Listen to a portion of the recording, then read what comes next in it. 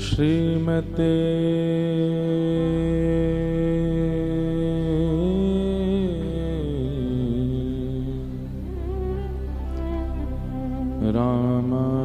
रामानुजाय नमः।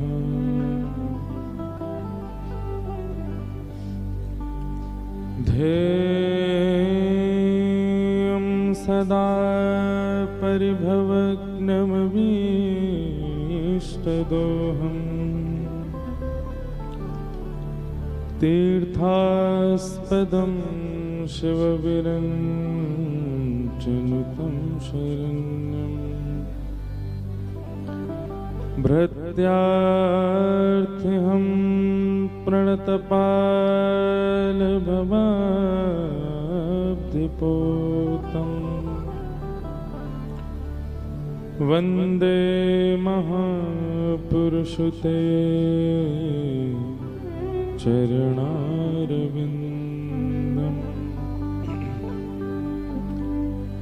अस्ति स्वस्तरुणिकराग्रविगलत् कल्पप्रसूनप्लुतम् वस्तु प्रस्तुतवेणुनादलहरी निर्वाण निर्व्याकुलम् स्रस्त स्रस्तनिबद्धनी विविलसद् गोपी सहस्रावृतम् हस्तन्यस्तनतापवर्गमखिलो दारं किशोरकृति कृष्णत्वदीयपदपङ्कजपञ्जरान्ते अद्यैव मे विशतु मानसराज हंस प्राणप्रयाण समये कफवातपित्तैः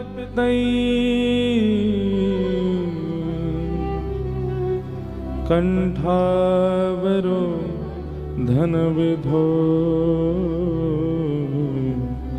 स्मरणं कुतस्ते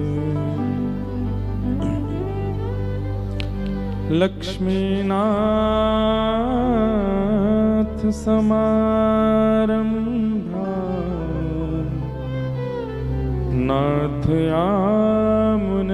नाथयामुनमध्यमाम् अस्मदाचार्यपर्यन्ताम्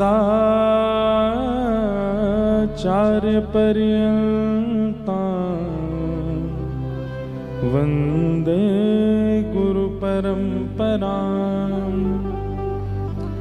जय जय श्री राधारमण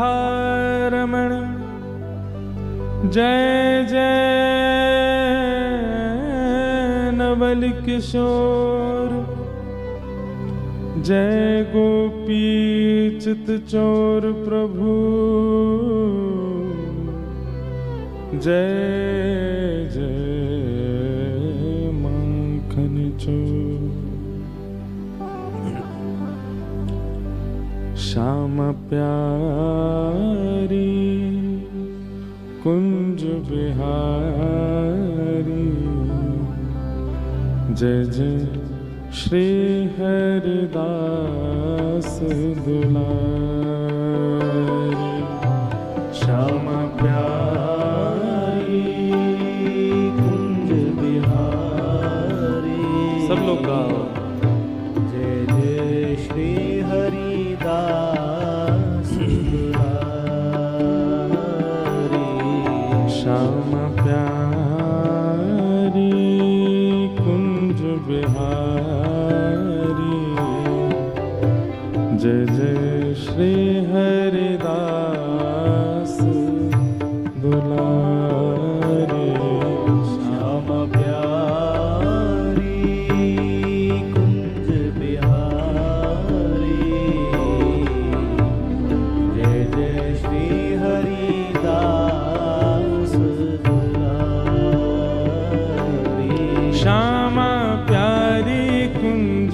बिहारी जय जय श्री हरिदास दुलारी। श्यामा प्यारी कुंज बिहारी जय जय श्री हरिदास दुलारी।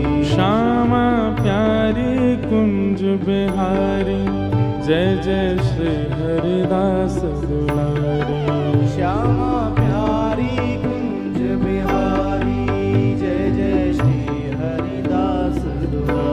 हे श्यामा प्यारी कुंज बिहारी जय जय श्री हरिदास दुलारी। श्यामा प्यारी कुंज बिहारी जय जय श्री हरिदास दुलारी। श्यामा प्यारी कुंज बिहारी जय जय श्री हरिदास दुलारी। श्यामा प्यारी कुंज बिहारी जय जय श्री हरिदास दुलारी। श्यामा प्यारी कुंज बिहारी जय जय श्री हरिदास दुलारी। श्यामा प्यारी कुंज बिहारी जय जय श्री हरिदास दुलारी। श्यामा प्यारी कुंज बिहारी जय जय श्री हरिदास दुलारी। श्यामा प्यारी कुंज बिहारी जय जय श्री हरिदास दुलारी। हो श्यामा प्यारी माँ के बिहारी जय जय श्री हरिदास दुलारी। श्यामा प्यारी माँ के बिहारी जय जय श्री हरिदास दुलारी। श्यामा प्यारी कुंज बिहारी जय जय श्री हरिदास दुलारी। गाओ श्यामा प्यारी कुंज बिहारी जय जय श्री हरिदास दुलारी। ओ श्यामा प्यारी कुंज बिहारी जय जय श्री हरिदास दुलारी। श्यामा प्यारी कुंज बिहारी जय जय श्री हरिदास दुलारी। हे वृंदावन के राजा दोनों, वृंदावन के राजा दो। हमारे वृंदावन की एक अद्भुत बात है। भले ही हम लोग कहते हैं कि ब्रज की महारानी श्री राधा रानी, ब्रज की वृंदावन की रानी श्री राधा रानी, ये बात हम लोग कहने लग गए हैं, पर हमारे आचार्यों ने किशोरी जी को रानी नहीं माना है। कौन है किशोरी? बोले किशोरी जी भी राजा हैं। राजा और रानी में अंतर ये होता है कि रानी के पास अथॉरिटी थोड़ी कम होती है, राजा के पास ज्यादा होती है। पर हमारे वृंदावन में उल्टा है, ठाकुर जी पे कम अथॉरिटी है, श्री जी पे ज्यादा है। इसलिए हमारे वृंदावन में एक राजा नहीं है, दोनों राजा हैं। और बल्कि अगर ऐसा कह दिया जाए तो कोई अतिशयोक्ति नहीं। बाहर वालों के लिए, संसार वालों के लिए ठाकुर जी राजा बने घूमते हैं, पर जो ब्रज को वास्तव में जानते हैं वो ये बात समझ चुके हैं कि ये तो केवल बाहरी मुख है ठाकुर जी का। भीतर की बात तो ये है कि रानी तो, राजा तो हमारी श्री किशोरी जी हैं। हमारे माई श्यामा जू को हमने कहीं देखा था, किसी पोस्टर पर लिखा था, सागर के जो पोस्टर थे उसमें भी कहीं लिखा था हमारे माई श्यामा जू को राज। तो हमारे वृंदावन के राजा ठाकुर जी नहीं है, दोनों राजा हैं। किशोरी जी और ठाकुर जी दोनों राजा। वहां रानी का प्रावधान नहीं है, दोनों राजा। वृंदावन के राजा दोनों, वृंदावन के राजा हो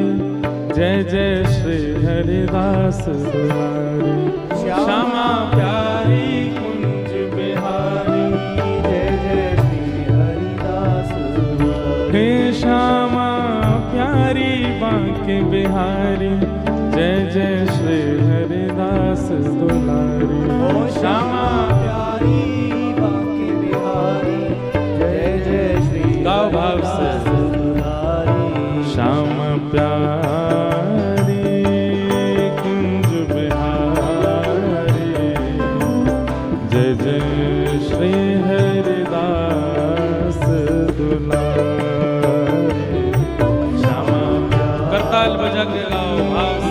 बांके बिहारी जय जय श्री हरिदास दुलारी श्यामा प्यारी कुंज बिहारी जय जय श्री हरिदास दुलारी श्यामा प्यारी कुंज बिहारी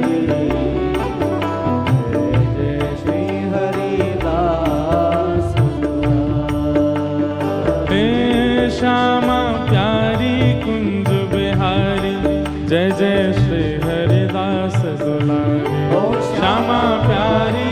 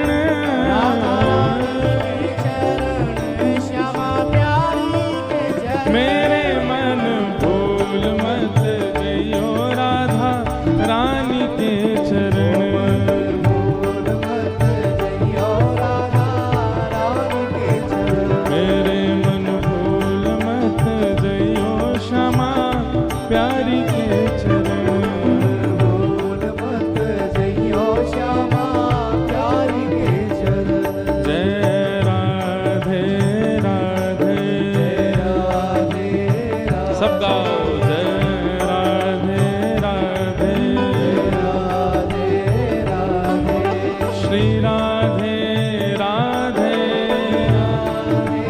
राधे भजो राधे राधे राधे राधे बोलो राधे राधे राधे राधे गाओ राधे राधे राधे राधे कहो राधे राधे राधे राधे भजो राधे राधे राधे राधे श्री राधे राधे राधे राधे श्री राधे राधे राधे राधे भजो राधे राधे राधे राधे कथा को प्रारंभ किशोरी जी के नाम से ऐसे नहीं करना है, इतने भाव से गानो है कि आपके सारे आर्त, सारे कष्ट, सारी पीड़ा सब भूल जाएं।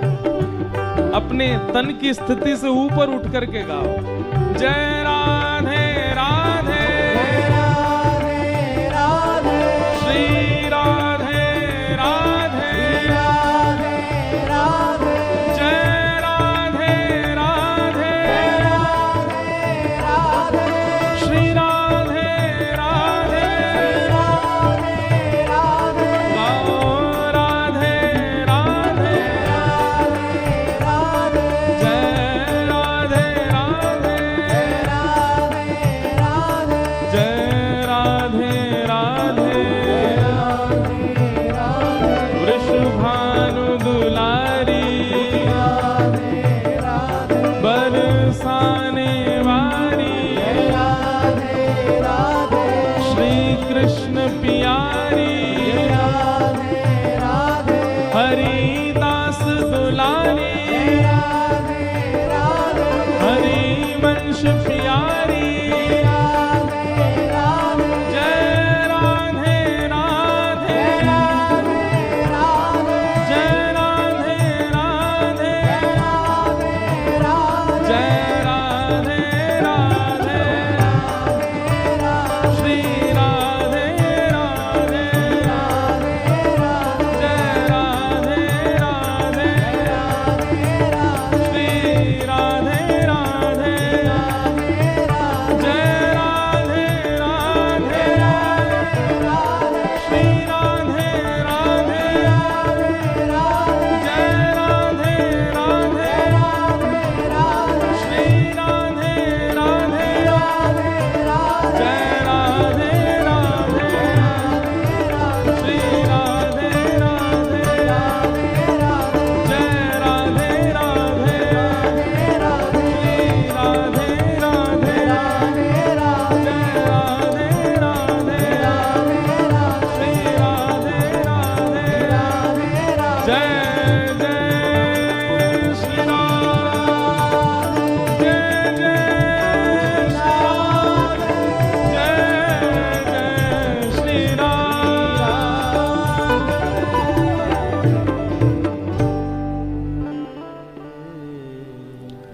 बोलो वृंदावन बिहारी लाल की जय श्री राधा रमण लाल की जय श्री राधा वल्लभ लाल की जय श्रीमद् भागवत महापुराण की जय सब संतन की सब भक्तन की सब विप्रन की 84 कोस ब्रजमंडल धाम की श्री गोवर्धन नाथ की गिरिराज धरण की श्याम सुंदर श्री यमुने महारानी की जगत जननी गौ माता की भारत माता की अनंत बलवंत श्री बालाजी हनुमान जी महाराज की जय जय श्री राधे नमः पार्वती पतये हर हर महादेव द्वारिकाधीश की जय परम मंगल में प्रात प्रकलेश्वर अकारण करुणावरुणालय भक्तवांछा कल्पतरु तड़िद्वत विनिंदित पीताम्बरधारी श्री बालकृष्ण लाल की शब्दमयी वाणीमयी वांगमयी प्रतिमूर्ति हम आप सबके मध्य में विराजमान श्रीमद् भागवत महापुराण को बारंबार प्रणाम।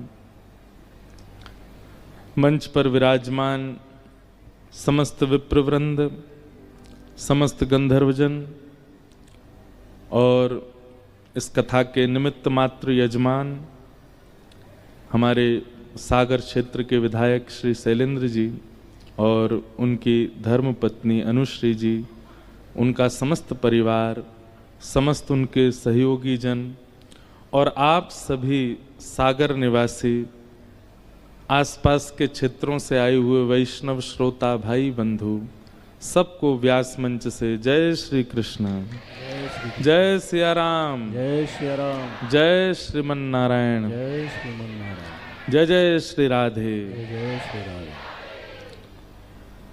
बड़े आनंद के साथ सागर में एक भागवत रूपी गागर प्रकट हुआ है, जहां वृंदावन स्मरण महोत्सव मनाया जा रहा है। हमने आज इस कथा का नामकरण किया है वृंदावन स्मरण महोत्सव, क्योंकि सप्ताह के भाव से यहाँ वृंदावन को स्मरण ही किया जा रहा है। और ये वृंदावन जैसा ही है, देखिए सागर शहर नीचे है और कथा जो है ये एक छोटा सा ही एक पर्वत जैसा है, तो मानो गिरिराज जी हैं और पर्वत आकार है, कथा हो रही है, श्री गिरधर लाल जी विराज रहे हैं, भागवत जी विराज रहे हैं, ब्रजवासी यत्र तत्र घूम रहे हैं, तो निश्चित है कि ये पर्वत गिरिराज जी हैं। और गिरिराज कौन? जो चारों ओर से भक्तों से घिरे रहते हो वो गिरिराज हैं।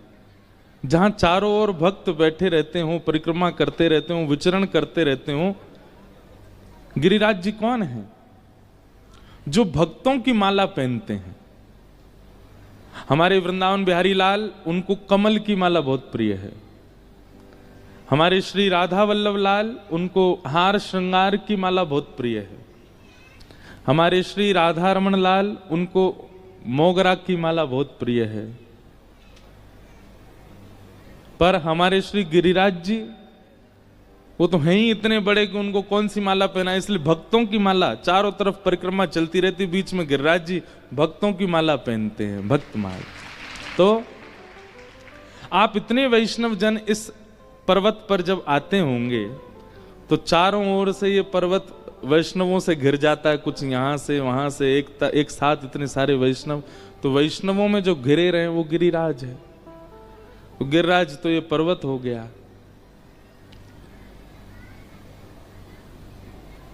सरोवर जो सागर का है वह भी दो भागों में है, तो ऐसा लगता है एक श्याम कुंड है, एक कृष्ण कुंड है, राधा कुंड और कृष्ण कुंड। देखो, भावना बनाने में अगर मैं आ जाऊं तो मैं सागर को वृंदावन घोषित करके चला जाऊंगा। तो भावना तो बनती चली जाएंगी।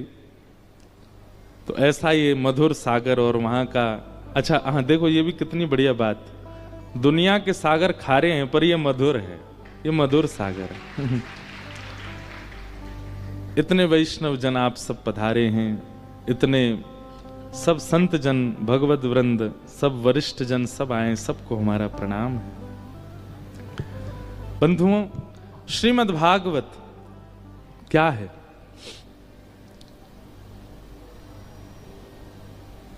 अनेक रूप हैं भागवत जी के। बाहर कोई जाके कह दें कि थोड़े न कि यहां जो लोग हैं वो शांति रखें बस।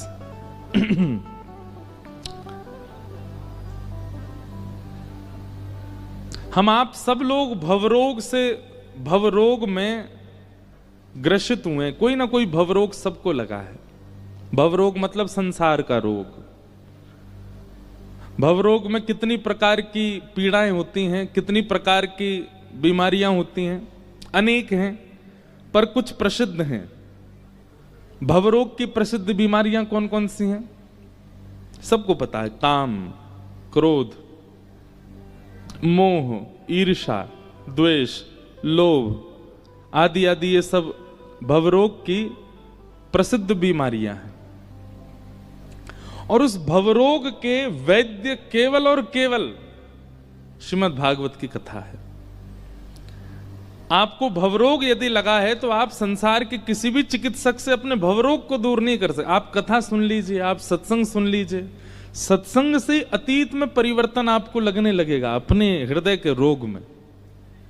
इसलिए भवरोग वैद्यम, भागवत के वक्ता को एक प्रकार से भवरोग का वैद्य कहा जाता है। कितने सारे युवा, कितने सारे लोग, कितने सारे जन ऐसे कथा में आते हैं, वो अनेक प्रयास करने से अपने दुष्कर्मों का त्याग नहीं कर पा रहे थे, अपने व्यवहारों का त्याग नहीं कर पा रहे थे, केवल कथा श्रवण मात्र से कर दिया। अपने व्यसनों का त्याग नहीं कर पा रहे थे। कथा ऐसा क्या करती है कि उसका रोग दूर हो जाता है? बहुत ध्यान से सुनिएगा। सतयुग में, कलयुग में यही अंतर है। सतयुग, त्रेता, द्वापर में ठाकुर जी को देह रूप धारण करके आना पड़ता है, चिन्मय रूप धारण करके आना पड़ता है और राक्षसों का वध करना पड़ता है। लेकिन उसके पीछे कारण यह कि सतयुग, त्रेता, द्वापर में राक्षसों की संख्या इतनी ज्यादा नहीं होती है, इसलिए ठाकुर जी एक रूप धारण करके आते हैं और उस राक्षस का वध करते हैं। पर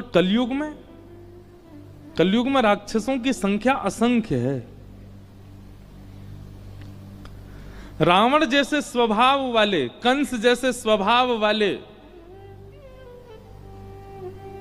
कुंभकर्ण जैसे स्वभाव वाले, ये जितने भी राक्षसों के मैं नाम लूं, इन सबके स्वभाव वाले अनेक लोग हर शहर में मिल जाएंगे आपको आज की तारीख में। उस जमाने में तो एक ही रावण था, आज अनेक हैं। उस जमाने में एक ही कंस था, आज अनेक हैं। उस जमाने में एक ही शकुनी था, आज अनेक हैं। उस जमाने में एक ही मंथरा थी, आज अनेक हैं। उस जमाने में एक ही पूतना थी, एक ही ताड़का थी, आज अनेक हैं। एक ही सुर्पनखा थी, आज अनेक हैं। सुर्पनखा का मतलब पता है? सूप जैसे लंबे लंबे नख जिसके हों, वो सुर्पनखा। हम किसी माता बहन को नहीं कह रहे, आप लोग क्षमा करना। हम आपके चरणों में प्रणाम करते हुए क्षमा मांग रहे हैं, हम आपसे नहीं कह रहे हैं। सुर्पनखा। एक बात बताएं, रावण, कंस, कुंभकर्ण, आप लोग कभी ये विचार नहीं करते कि इन लोगों के नाम किस आधार पर रखे गए हैं? कहीं ना कहीं आप गौर करेंगे और गहराई में जाकर के देखेंगे तो ये नाम उनके स्वभाव से रखे गए हैं।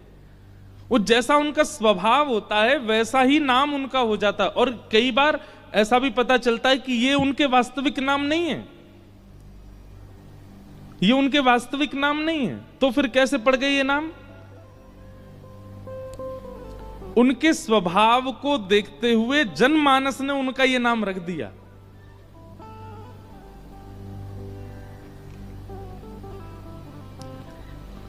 रावण, जिसके रव से, जिसके मुख से निकले हुए शब्दों से वन में बैठे हुए ऋषि महर्षि भी भयभीत हो जाते हैं, वो रावण है। जिसके रव को सुन करके, उसका रव नहीं है, वो तो चिंघाड़ता था, चीखता था। उसका दूसरा नाम क्या? दशानन। 10 मुख जिसके पास, वो दशानन। तो कहीं ना कहीं इनके स्वभाव। अब हिरण्यकश्यप, उसका नाम हिरण्यकश्यप क्यों? हिरण्य कहते हैं स्वर्ण को, स्वर्ण की जो तकिया लगाता, मतलब इतना बड़ा भोगी है। लोग तो सोना गले में पहनते हैं, हाथ में पहनते हैं, पैरों में पहनते हैं, कानों में, वो तकिया ही सोने की लगाता है। इतना बड़ा भोगी है, इतना भोग करता है, इसलिए उसका नाम क्या रख दिया? हिरण्यकश्यप। उसके छोटे भाई का नाम हिरण्याक्ष।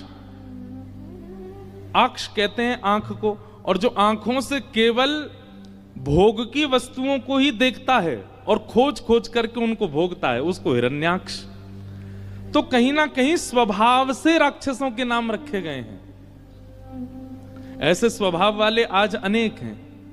नाम उनका राम होता है, नाम उनका केशव होता है, नाम उनका माधव होता है, नाम उनका मधुसूदन होता है, नाम उनका रमेश होता है, महेश होता है, पर स्वभाव वही है जो रावण का था, वही है जो कंस का था, वही है जो हिरण्याक्ष हिरण्यकश्यप का था। क्यों नहीं आते राम जी फिर उनको मारने के लिए? इसलिए कलिकाल में भगवान ने कथा रूपी अवतार लिया। ये कथा अवतार है ठाकुर जी का। असंख्य लोग बैठते हैं यहां पर, और इन असंख्य लोगों में कहीं ना कहीं आप रावण नहीं है, आप कंस नहीं है, आपके भीतर एक स्वभाव के रूप में कंस आ चुका है। और उस स्वभाव को मारने के लिए वक्ता रूपी व्यास मंच पर बैठकर के श्रीमद् भागवत रूपी श्री कृष्ण, श्रीमद् भागवत रूपी नारायण से आज्ञा करता है, से निवेदन करता है कि सामने बैठे हुए राक्षस का वध कीजिए। और वो वक्ता के मुख रूपी म्यान से एक बाण शब्द का ऐसा छोड़ते हैं कि सामने बैठे हुए श्रोता के चित्त में जो राक्षस होता है उसका दहन हो जाता है। और कई बार सन्मुख बैठे नहीं, यूट्यूब पे बैठे बैठे कितनी बार इतने लोग कथा सुनते हैं, दूर देश, साथ साथ समुद्र पार, जिनकी कोई संभावना नहीं कि कभी हमसे मिल पाएंगे, हम उनसे मिल पाएंगे, लेकिन कभी टकरा जाते हैं और फिर जब मिलते हैं तो फिर रोने लगते हैं। महाराज जी एक बार वो प्रसंग सुना था, उससे ऐसा हो गया, सब बदल गया, सब परिवर्तित हो गया। आके देखो हमारे वृंदावन में 2:30 बजे महाराज, लाखों की तादाद में लोग खड़े होते हैं रोड पर। हमारे पूज्य श्री प्रेमानंद जी महाराज जब निकलते हैं, क्यों? उनकी वाणी एक 10 बाई 10 के कमरा में बैठ करके जो बात बोल देते हैं, लाखों रावणों का वध कर देती है वो बात। कैसे? कलयुग में वाणी ही श्री कृष्ण है, कलयुग में वाणी ही श्री राम है। इसलिए भैया वाणी में ही नाम को विराजमान कीजिए। वाणी में नाम नहीं विराजे। आप मंदिर नित्य जाते हैं, नेत्रों में कृष्ण को विराजमान करते हैं। आप हाथों से उनकी सेवा करके अपनी त्वचा में कृष्ण को विराजमान करते हैं। आप परिक्रमा करके अपने तन में कृष्ण को विराजमान करते हैं। पर आपका परिवर्तन तभी होगा जब आपकी वाणी में श्री कृष्ण बैठ जाए। और वाणी में कहां से बैठेंगे? यहां से, यहीं से ही प्रविष्ट होंगे। इसलिए 2 चीजें बस, कर्ण रंध्र खुले रखो, यहां से वाणी को प्रविष्ट कराओ। प्रविष्ट करा करके जब हृदय का राक्षस मरेगा, तो जैसे ही राक्षस मरेगा, हमारे मन रूपी सिंहासन पर राक्षस बैठा था, राक्षस का वध ठाकुर जी करेंगे, तो राक्षस के हटते ही मन रूपी सिंहासन पर स्वयं ठाकुर जी बैठ जाएंगे। और ठाकुर जी जैसे सिंहासन पर बैठेंगे तो हमारे संपूर्ण देह का शासक कौन? ठाकुर जी। वो कैसे होगा? केवल कथा से, सत्संग से।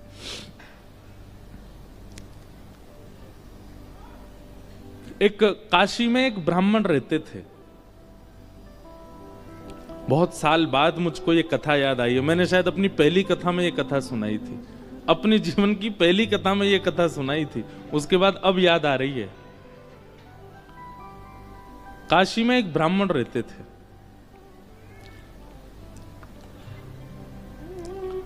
वो नित्य भागवत जी का पाठ करते थे। हम आपको भागवत जी की महिमा बता रहे हैं। नित्य भागवत जी का पाठ करते थे। श्रीमद् भागवत क्या है बंधुओं? साक्षात शब्दमय मूर्ति है श्री कृष्ण की। तेने यम वांगमयी मूर्ति प्रत्यक्ष कृष्ण एव ही। आप श्री राधा रमण लाल, श्री राधा वल्लभ लाल बिहारी जी को नहीं पहचान पाओगे यदि आप भागवत जी के आश्रय में नहीं आए हो। तो आप प्रभु श्री राम को नहीं पहचान पाओगे यदि मानस जी का आश्रय आपने नहीं लिया है। तो आप महादेव को नहीं पहचान पाओगे यदि शिव महापुराण के आश्रय में नहीं गए हो। तो आपको ग्रंथ का आश्रय तो लेना पड़ेगा। सीधी बात है भाई, एमबीबीएस डॉक्टर तभी बनोगे जब पढ़ाई की होगी, जब ग्रंथों का, जब उनके जो ग्रंथ होते हैं, उनके जो किताबें होती है उसका आश्रय लोगे, अध्ययन करोगे, तभी तो बन पाओगे डॉक्टर। प्रैक्टिकल बाद में है, थ्योरी पहले है। इसलिए हम लोग क्या है कि वैदिक सनातन धर्मी क्या है, हम लोग प्रैक्टिकल में पहले चले जाते हैं।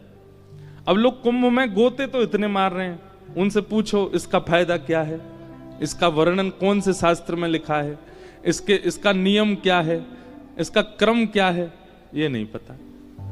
थ्योरी पढ़ी नहीं, सीधे प्रैक्टिकल में चले गए, लाभ नहीं मिलेगा। हमें बहुत संवेदना है और हृदय में बहुत पीड़ा भी है कि इस बार मौनी अमावस्या पर जो महाकुंभ में जो हुआ, जो भी अव्यवस्था हुई,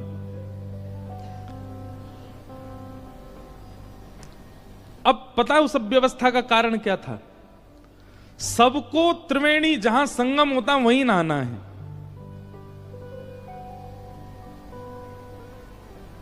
ऐसी विचारधारा हमारी क्यों है कि हर की पौड़ी की गंगा जी ही सिद्ध हैं।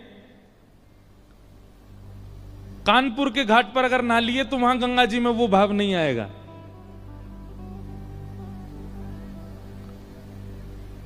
ये विचारधारा हमारी क्यों? और ये हमारी केवल गंगा के प्रति नहीं है, हमें अपने घर के ठाकुर जी में कम विश्वास है, वृंदावन बिहारी लाल में ज्यादा है। अपने घर के ठाकुर जी, उनको एक बार को सेवा ना करें चलेगा, पर वृंदावन जाए तो बिहारी जी दर्शन जरूर होने चाहिए। दोनों समान हैं। ये समत्व कब आएगा? जब सत्संग अतीत हो, जब आपकी थ्योरी बढ़िया होगी तो प्रैक्टिकल अच्छा जाएगा ही। इसलिए हमारा आपसे निवेदन है, हम लोग बहुत धनवान हैं। सनातन धर्मावली हमारे लिए इतने शास्त्र प्रकट करके गए हैं श्री वेदव्यास जी महाराज। किसी एक शास्त्र को जीवन भर के लिए एक शास्त्र को प्रदान कर दीजिए, आपसे ज्यादा प्रसन्न व्यक्ति कोई नहीं होगा जीवन में। किसी एक शास्त्र को पूरा जीवन दे दीजिए, बस उस शास्त्र की कही मानिए बस। और सबसे सरल मानस जी हैं, रामचरितमानस। हमारे मध्य प्रदेश में और पूर्वी उत्तर प्रदेश में तो मानस जी का पाठ घर घर में होता है। उन्हीं का आश्रय ले लीजिए। जब तक आप ग्रंथाकार का आश्रय नहीं लेंगे, आपको मूर्ति आकार ठाकुर जी में भाव उत्पन्न नहीं कर पाओगे आप। तो एक ब्राह्मण थे काशी में, वो नित्य भागवत जी का पाठ करते थे। और भागवत जी के पाठ के पीछे उनका उद्देश्य कोई पुण्य की प्राप्ति नहीं। सब लोग इधर देखो, इधर देखो, यहां देखो, ध्यानपूर्वक सुनो। चाहे ब्रह्मा जी आ जाए यहां पे, आपको देखना हमको ये। यत्र यत्र रघुनाथ कीर्तनम तत्र तत्र कृतमस्तकांजलिं वाष्पवारि परिपूर्ण लोचनम मारुतिम नमत राक्षसांतकम। एक बार हनुमान जी कथा सुन रहे थे। हनुमान जी कथा ही सुनते हैं। पूरी हनुमान चालीसा में गोस्वामी तुलसीदास जी महाराज ने सिंदूर चढ़ाने का वर्णन नहीं किया, लड्डू के भोग का वर्णन नहीं किया। इसका मतलब ये नहीं कि नहीं करो, करना है, सिंदूर चढ़ाना है, लड्डू का भोग लगाना है, अकहुआ के पत्ते चढ़ाने हैं, सब कुछ करना है। पर गोस्वामी जी ने एक भाव का वर्णन किया, क्या? प्रभु चरित्र सुनवे को रसिया।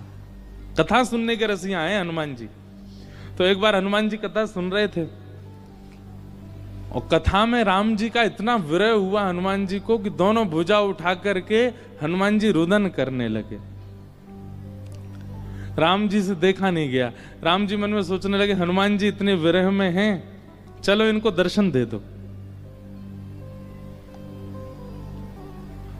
और राम जी महाराज तुरंत कथा में प्रकट हो गए और विरह आतुर हनुमान जी के कंधा पे हाथ रख करके और ऐसे उनको कहने लगे, अरे पवन पुत्र, अरे श्री हनुमंत लाल, देखो मैं आ गया। हनुमान जी महाराज भाव में रुदन कर रहे थे। जैसे ही स्पर्श किया राम जी ने तो नेत्र खुल गए। नेत्र खुल करके पीछे देखा, पीछे देख करके बोले, भगवान आप अभी क्यों आ गए? राम जी बोले, भैया तुम इतने भाव में रो रहे थे, हमने सोचा जाके तुमको दर्शन दे दें। हनुमान जी बोले, आपसे मेरी प्रार्थना है 2 घंटा बाद मिलिएगा, अभी कथा रह गई है 2 घंटा की, अभी कथा सुनने दो मेरे को। कथा के बीच में मत आइए आप, कथा अभी 2 घंटा और सुनने, तब तक बाहर खड़े रहिए आप। राम जी बोले, अच्छा कथा इतनी प्रिय? हनुमान जी बोले, इस कथा से ही तो आप मिलते हो। और जिस साधन से आप मिलो उस बीच में आप भी आ जाओगे तो हम आपको भी नहीं देखेंगे, हम तो पहले कथा श्रवण करेंगे। तो इसलिए कथा के बीच में इधर उधर नहीं, सब लोग इधर देखो, सावधानी से सुनो। तो कथा ही नहीं आगे बढ़ रही हमारी। एक ब्राह्मण थे काशी में, वो नित्य भागवत जी का पाठ करते थे।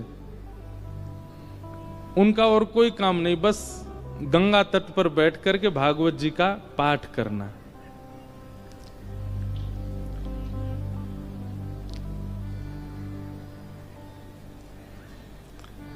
धीमे धीमे उनकी आयु बढ़ने लगी। एक दिन परिवार के सब लोगों ने कहा, भैया ये कोई इनका काम धंधा शुरू करा दो, पूरे दिन पाठ करते रहते हैं भागवत जी का। और पाठ भी किसी व्यक्ति के लिए नहीं, अगर कोई उनको दक्षिणा भी देता था कि पंडित जी हमारे यहाँ पाठ कर दो, तो उसके यहाँ पाठ करते थे, वो उसका पाठ, फिर उसके बाद अपना पाठ अलग करते, अपने लिए करते थे। उसके पीछे उनकी कोई कामना नहीं थी, निष्काम भाव से करते थे। नित्य पाठ करते। तो एक दिन घर के लोगों ने सबने कहा कि इनका ब्याह कर दो, ये करते धरते तो कुछ है नहीं, पूरे दिन पाठ में ही लगे रहते हैं, इनका ब्याह कर दो, पत्नी घर आएगी, अकल ठिकाने आ जाएगी। और सब घर के लोगों ने वो ब्राह्मण देवता का ब्याह कर दिया। पत्नी आ गई। कुछ दिन बाद पत्नी को भी पता लगने लगा कि ये कोई काम धंधा नहीं करते हैं, पूरे दिन केवल भागवत जी का पाठ करते हैं। बहुत प्रयास किया, लेकिन उसके बाद वो भी हार गई कि ये करेंगे नहीं, कहीं काम नहीं कर सकते, ये तो भागवत जी में ही लगे रहेंगे। तो आपत्तिकालीन गृहिणी परीक्षा, हमारे शास्त्र आज्ञा करते हैं कि घर में आई हुई आपत्ति के समय घर की गृहिणी की परीक्षा होती है। क्षमा कीजिएगा, घर में आई हुई आपत्ति के समय यदि गृहिणी ही हाथ खड़े कर दे तो फिर आपको ब्रह्मा भी नहीं बचा सकते। लेकिन घर में यदि कोई आपत्ति आ जाए और घर की नारी, घर की गृहिणी, यदि वो अपना बल साध ले, वो ना टूटे, वो ना विचलित हो, चिंता मत कीजिएगा, आप उस संकट के सागर से निकल जाओगे। ये वेद प्रमाण है, ये शास्त्र प्रमाण बात है। इसलिए माताएं बहनों को एक बात हम कहें कि पति के ऊपर, बच्चों के ऊपर, परिवार के ऊपर कितने भी संकट आए, बाकी समय आप भले कितने भी आंसू बहाओ, लेकिन घर में आए हुए संकट के समय आप बस थोड़ा सा मजबूत हो जाइए, आपकी मजबूती से पूरा घर संभल जाएगा। आपत्तिकालीन गृहिणी परीक्षा।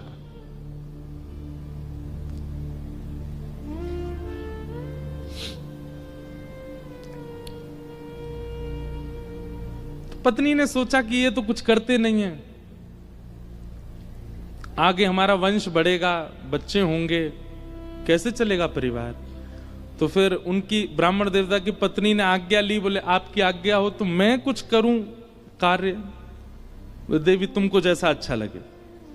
भोजन बनाना बहुत अच्छा जानती थी, 3-4 घरों में उन्होंने काम ले लिया और वो जाती भोजन बनाती और उससे जो वेतन मिलता उसी से घर चलता था ब्राह्मण का। ब्राह्मण और प्रसन्न हो गए, बोले और बढ़िया, वो और कुछ नहीं करना पड़ेगा, भागवत जी में लगे रहो, पाठ करते रहो। अब इसमें कई लोग ब्राह्मण को कहीं आलसी मत समझिएगा, ये बहुत बहुत बड़ी बात हम आपको बताएंगे, वो अंत में उसका निचोड़ निकल के आएगा। 2-3 बालक भी उनके हो गए, चल रहा था घर। एक बार की बात, कुछ संतों का काशी में आगमन हुआ, संत आती रहते हैं काशी में, पर असमय में आना हुआ, बिना समय के संतों का आना हुआ। और उन्होंने किसी से पूछा, बोले भैया हम 5-10 मूर्ति हैं, कहीं प्रसाद पाने के इच्छुक हैं, कोई वैष्णव परिवार हो तो हमको बताओ। तो एक राह चलते व्यक्ति ने उन्हीं ब्राह्मण का घर बता दिया, बोले यहाँ चले जाइए, यहाँ बहुत एक सेवानिष्ठ और बड़े शास्त्रों का अध्ययन करने वाले ब्राह्मण रहते हैं, इनके पास चले जाइए, आप ये प्रसाद पवा देंगे। संतों ने घर में प्रवेश किया। ब्राह्मण देवता तो अपने पाठ में लगे थे, भागवत जी का ही पाठ कर रहे थे, और उनकी पत्नी बच्चों को, पति को स्वयं प्रसाद आदि पाकर के सारे बर्तन मांज करके उसने रखे ही थे। उसी समय संतों का आना हुआ और संतों ने आगे कहा, आओ बिटिया, हम 10 मूर्ति हैं, हम लोग अयोध्या से प्रयागराज जा रहे हैं, काशी बीच में पड़ा, किसी ने बताया आपका घर वैष्णव का है, बड़ी जोर की भूख लगी, ठाकुर जी को प्रसाद पवाओ और प्रसाद पवा के हम लोगों को प्रसाद बांट दो। ब्राह्मणी बेचारी बड़ी प्रसन्न हो गई कि मेरे घर आज संत पधारे हैं प्रसाद पाने। तुरंत उसने जाकर के रसोई घर में सामग्रियां देखी। सामग्री इतनी थी नहीं कि उन सबको पवाया जा सके। दौड़ी दौड़ी अपने कक्ष में गई, जाकर के अपने जो उसका धन वो कमाती थी उसको जाकर के देखा कि जाऊं लेकर के आऊं, तो वह भी इतना नहीं था कि उन 10 महापुरुषों की सेवा हो सके। और ब्राह्मण का एक स्वभाव है कि और अगर ये स्वभाव किसी ब्राह्मण में नहीं है तो वो ध्यान से सुने, ये ब्राह्मण का स्वभाव होना चाहिए। ब्राह्मण दान मिले तो लेने का अधिकारी होता है, पर मांगने का अधिकारी नहीं है। मांगे ना, ब्राह्मण का स्वाभिमान है, वो मांगता नहीं है और मांगना चाहिए भी नहीं।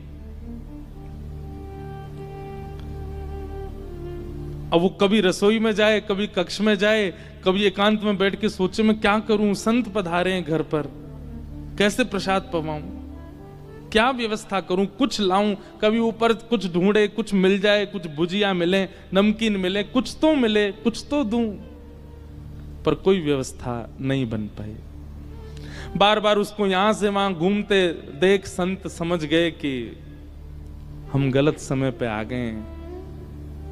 मुखमंडल बता देता है कई बार, और वे सब संत अपने अपने आसन लेके उठ गए, चिमटा कमंडल लेकर के, बिटिया सुनो सुनो सुनो सुनो, हमको ना प्रयाग पहुंचना है, विलंब हो रहा है, फिर आएंगे, अपना ही घर है, क्या दिक्कत है, तुम आराम करो, हाँ हम जाते हैं। और उस ब्राह्मणी के मन में वही आ रहा था, जब ये कक्ष मेरे घर में घुसे, इन्होंने घुसते ही क्या कहा था कि हम बहुत भूखे हैं, ठाकुर जी को भोग लगा के प्रसाद पवाओ, और ये भूखे ही जा रहे हैं और मैं कुछ नहीं कर पा रही। नेत्र सजल हो गए उसके, अत्यंत पीड़ा में आ गई। आज तक तो अपने पति से कुछ कहा नहीं था, पर आज कक्ष में प्रवेश करके ताम्रवर्ण आंखों का हो रहा था और बस चिल्लाने लगी, बोले तुमसे ब्याह किया मैंने, आपने जैसे चाहा वैसे रही मैं, आप नहीं करते कुछ तो घर घर जाके प्रसाद बना करके घर चलाती हूं मैं भूखी रह जाऊं, बच्चे भूखे रहें, आप भी भूखे रह जाते हैं तो भी इतनी पीड़ा मुझको नहीं होती है। पर आज संत पधारे थे हमारे यहां, महापुरुष पधारे थे हमारे यहां, कल्पवासी महात्मा आए थे हमारे यहां। वो अभागा दुर्भाग्यशाली घर है जहां से संत भूखे चले जाते हैं, निराश चले जाते हैं, और आप पूरे दिन ये भागवत जी में लगे रहते हो। अगर ये भागवत कृष्ण हैं, अगर ये भागवत नारायण हैं, अगर ये भागवत साक्षात भगवान हैं, तो इन भागवत जी से कम इतनी उम्मीद तो हम रख सकते थे कि हमारे घर से संत भूखे नहीं जाते। क्या दिया भागवत जी ने हमें?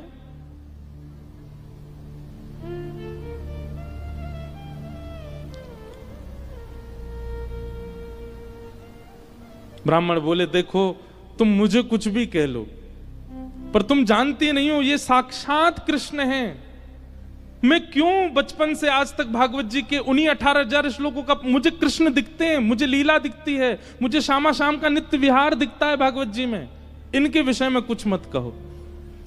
ब्राह्मणी को और गुस्सा आ गया, भागवत जी की पोथी उठा करके और ब्राह्मण की गोद में पटक दी। बोले सुनिए, ये उठाइए भागवत जी और निकलिए, मैं अपना घर चला लूंगी, अपने बच्चों को पाल लूंगी, आप जिस समय भागवत जी को त्यागने का संकल्प ले लें तब लौट करके आइएगा।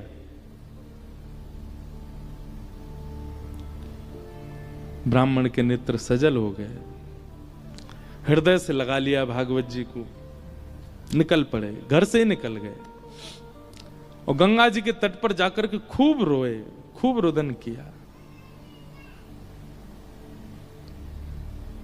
हे भागवत महापुराण, हे साक्षात शब्दमय कृष्ण, मेरी अभागा पत्नी है, वो आपके रूप स्वरूप को भी पहचानती नहीं है,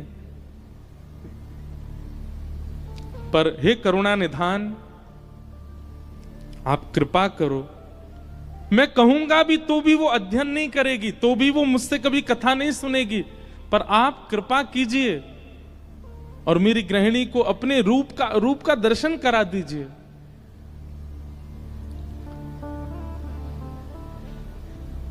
प्रबल प्रेम के पाले पड़कर हरि को नियम बदलते देखा,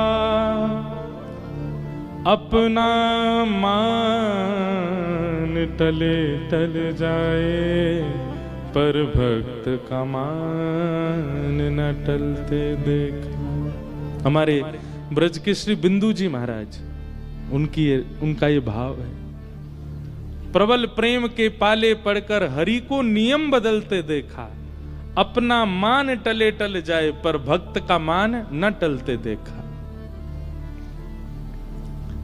इतने में ही नन्हे से कन्हैया, ऊंची धोती पहनी, घुटने घुटने तक, नीचे के पांव ठाकुर जी के दिखाई दे रहे हैं। उनमें सुंदर सुंदर कड़ूला पहने, कड़ूलान में भी छोटे छोटे घुंघरू लगे हैं। कमर में करधनी पहनी है, करधनी में भी छोटी छोटी घंटी लगी है। गले में सुंदर दो हार पहने हैं, हाथों में बाजूबंद, ऐसे हाथों में कड़ूला, और सिर पर एक स्वाफा बांध करके सांवले सलोने कमल नेत्र ठाकुर जी प्रकट हो गए काशी में।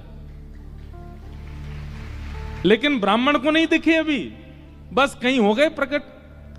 और प्रकट होकर के एक डलिया उठा करके सिर पर रखी, और महाराज जैसे कोई बालक कुछ बेचने के लिए जा रहा हो, ऐसे ठाकुर जी उस डलिया को लेकर के ब्राह्मण के घर जा रहे हैं। ब्राह्मण के घर पहुंच गए। ब्राह्मण गंगा किनारे अभी रो रहा है, और उसके घर पहुंच करके बाहर से उसके गेट को खटखटाने लगे।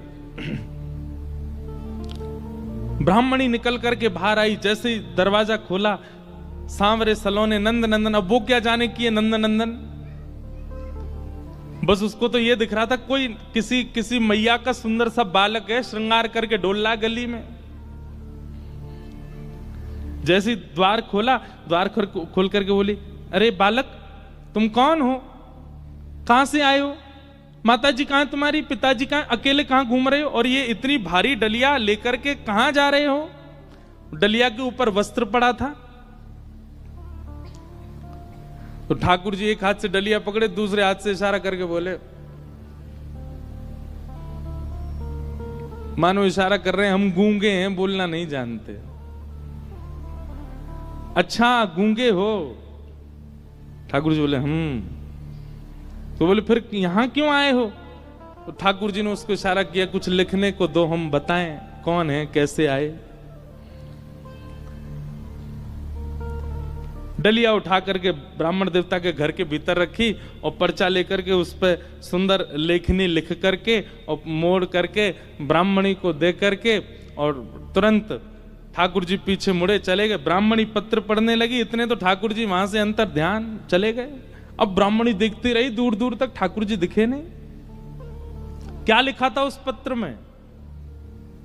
ठाकुर जी बोले, हमें छोटा बालक मत समझो, हमारी कद को देख करके बस ये जान लो हम बौने हैं। हमारी जो कद है वो इससे बड़ी नहीं है, ऊपर नहीं तो हमारी उम्र बहुत है, और हम बहुत बहुत धनवान परिवार से आते हैं।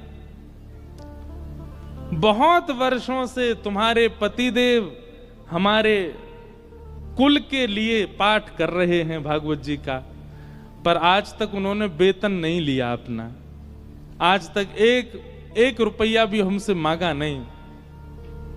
पर मुझे आज पता चला कि उनके परिवार को बहुत आवश्यकता है, इसलिए संपूर्ण जीवन काल में उनका जितना भी वेतन होता था वो हम देने के लिए आए हैं।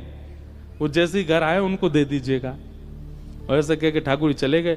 अब जैसे ही वो डलिया के ऊपर से वस्त्र हटा करके देखा, विविध प्रकार की मणियां, रत्न, सोने, जवाहरात, हीरे आदि सबसे लबालब भरी हुई वो डलिया। ब्राह्मणी मन ही मन सोचने लगी, मैंने भी बेवजह डांटा, बिन बताए पाठ कर रहे थे यहाँ पर, और मुझे लगता तो था कि ये पाठ करते हैं, इसके पीछे कोई कारण नहीं, कुछ मिलता नहीं इनको, कुछ फिर भी लगे रहते हैं, पर ये तो बड़े गोपनीय हैं, मुझे बिन बताए किसी परिवार के लिए कर रहे थे। अपने बेटा को बुलाया, बोले सुनो पिताजी को खोजो, कहाँ हैं, ढूंढ के लाओ उनको। पिताजी बैठे थे गंगा किनारे, बच्चे ने जाकर पिताजी जल्दी चलो मैया बुला रही घर पे। शाम हो गई, लौट करके ब्राह्मण आए, बड़े उदास हताश हृदय से भागवत जी लगी हैं। जैसे ही घर आए, आज घर का स्वरूप ही बदल रहा था, बढ़िया सुंदर दिए जल रहे हैं बाहर। द्वार खोल करके देखा तो पत्नी का भी स्वरूप बदल गया है, बालक भी बिल्कुल नए नवीन कपड़े पहन करके विचरण कर रहे हैं।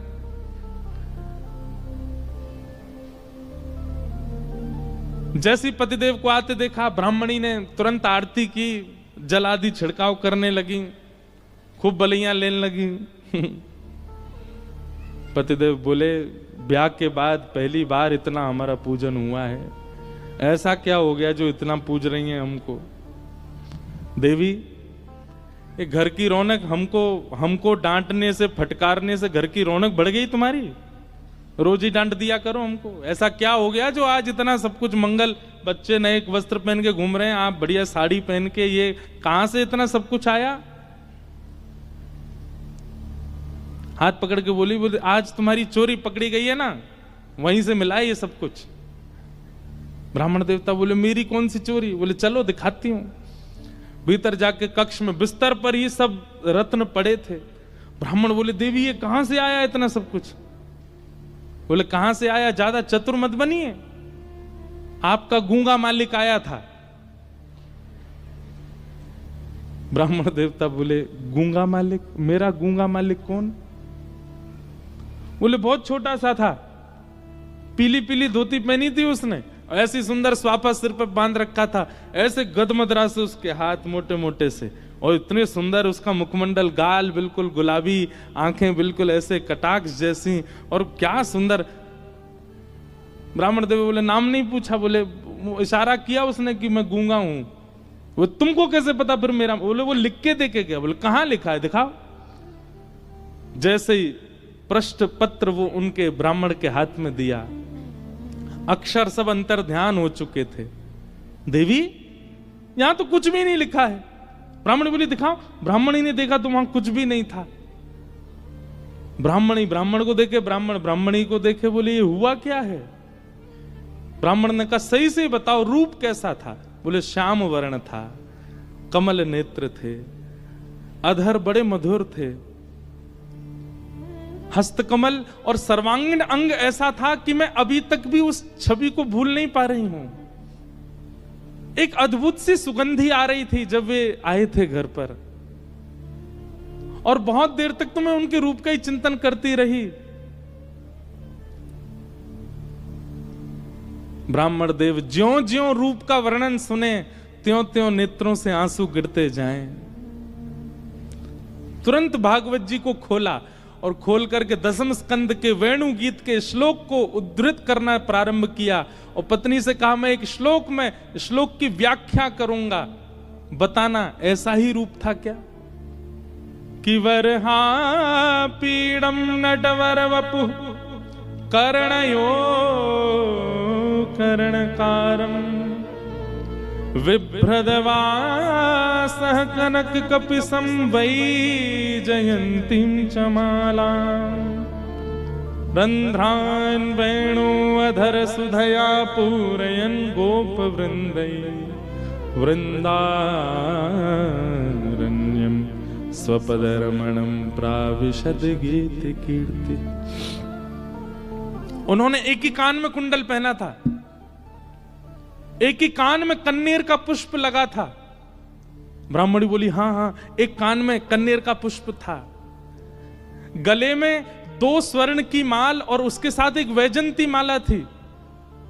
ब्राह्मण बोली हाँ, उनके गले में वैजंती माला भी थी। पीतांबरी ऐसी चमक रही थी मानो सूर्य को भी लज्जा हो जाए। बोले हाँ, ऐसी ही उनकी पीतांबरी थी। नेत्र बंद हो रहे हैं और खुल रहे हैं। ये बंद होना खुलना, इसमें ऐसा लगता था कि मानो जैसे हम कहीं खो जाएंगे, हम कहीं डूब जाएंगे इनके रूप माधुरी में। बोले हाँ, ऐसा ही रूप था। ब्राह्मण तुरंत चरणों में गिर गए। देवी वो कोई और नहीं, साक्षात योगेश्वर कृष्ण आए थे, साक्षात वृंदावन चंद श्री ठाकुर जी आए थे। और वे तुमसे कह के गए कि मैंने बाल्यकाल से उनके घर के लिए पाठ किया। वो इसलिए कह के गए क्योंकि मैंने पाठ निष्काम भाव से किया, आज तक किसी कामना से नहीं किया। और निष्काम पाठ, निष्काम सेवा ठाकुर जी की लगती है, वो ठाकुर जी की ही हो जाती है। मेरे जीवन भर का पाठ का जो भी मूल्य होना चाहिए था, वो मूल्य देने के लिए ठाकुर जी आए थे। जगत मजूरी देत है, क्यों राखे भगवान। ठाकुर जी भी मजदूरी देते हैं सबकी, जो जैसी सेवा करता वैसी मजदूरी मिलती है उसको।